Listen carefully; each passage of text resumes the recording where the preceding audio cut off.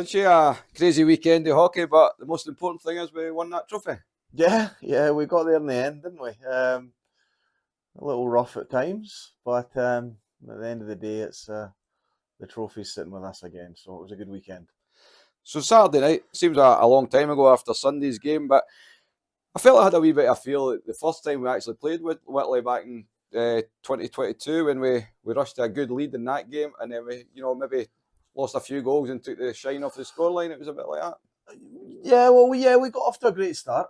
I think to be 6-1 up at the end of the second period, everything was going as well as it could have went for us. I think the natural instinct with guys is that once you get 6-1, 7-1 up, it's easy to take your foot off the pedal. Maybe forgetting that it's a two-legged game, and we gave Whitley a glimmer of hope by letting them get sort of 2 or 3 goals towards the end of that third period. But we still went down there with a 4-goal advantage, so we knew we were in a good position. Sunday's game, you know what? Credit to them, they came out flying. They didn't give up. It's a difficult rink to play in at the best of times. It's even harder to play in when they've got the wind in their sails, sort of thing. We knew we were going to have to weather a bit of a storm, which I thought we did a reasonably good job of in the first period, to get out only 1-0 down. And then obviously they scored a couple in the second period, which just gave them a little bit more momentum, which was the last thing we wanted to do. We had to kill a 5-on-3. We had to kill a 5-minute penalty, which isn't ideal. It set up an interesting third period. But when we were talking in the dressing room at the end of the second, we were confident we could score a goal or two in that game, and we did that. Like I say, we did it the Edinburgh way. We did it the hard way, but we came back in the second half of the third period with 3 goals ourselves to take care of things. But like I say, credit to Whitley. They could have rolled over. They didn't. They came out really, really hard. They're a good team. We didn't expect them to roll over, to be honest. They came out really hard. It was a really good weekend of hockey. So we had a few guys missing at the weekend, both on Saturday and Sunday. I think obviously the top line, Joe was missing.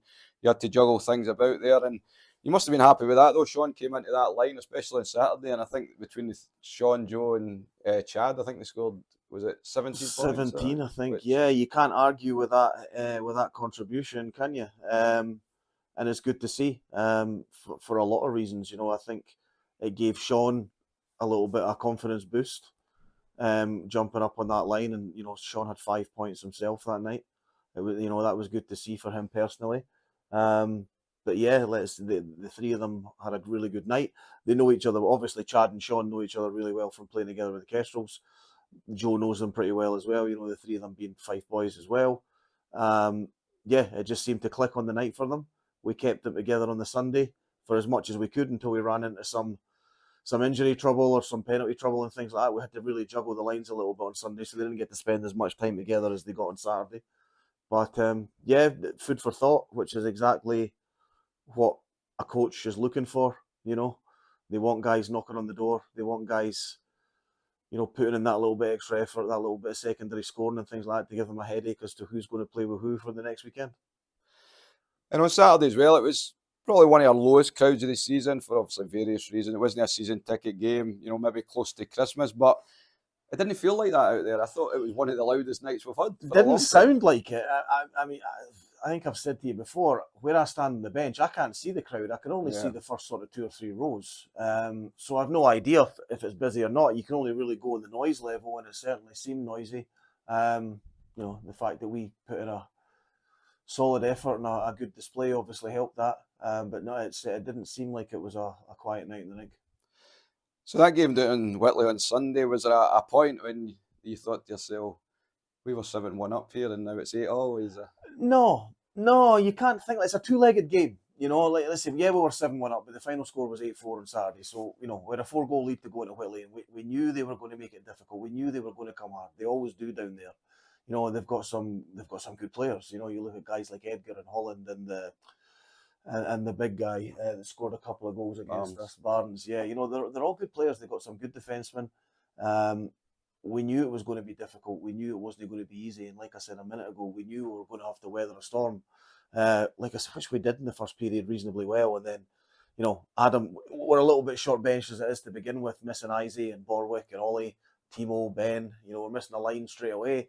Adam gets hurt in the first period. Aiden gets kicked out of the game in the second period.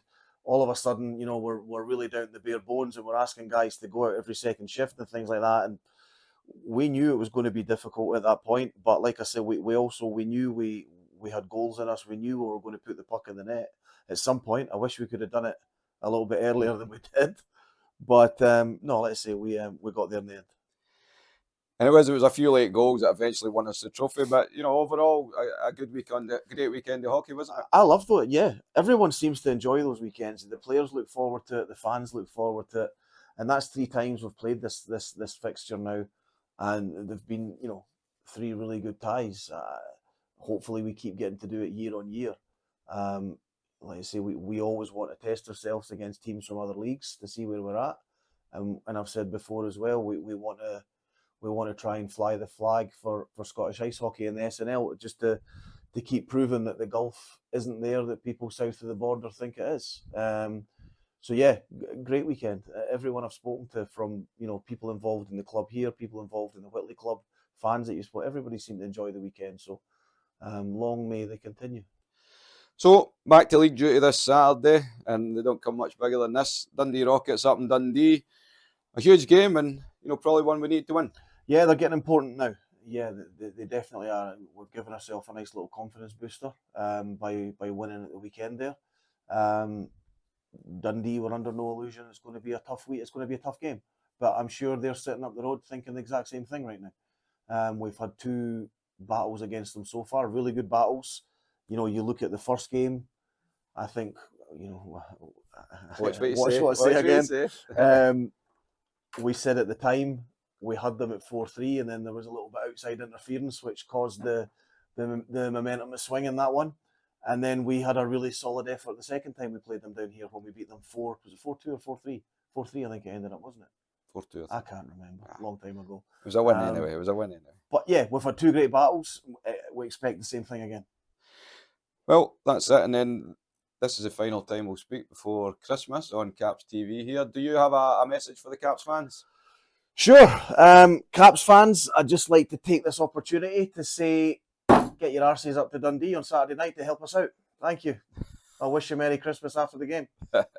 No, well, listen, good luck on Saturday.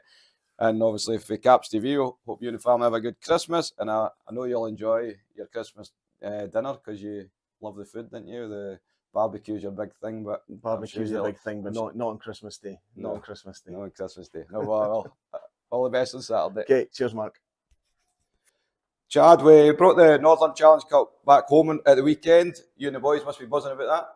Aye, obviously losing it last year wasn't great, so it was really good this weekend to kind of bring it back home. It was a good weekend for the club, and I think it's hopefully going to kickstart a good run of games for us.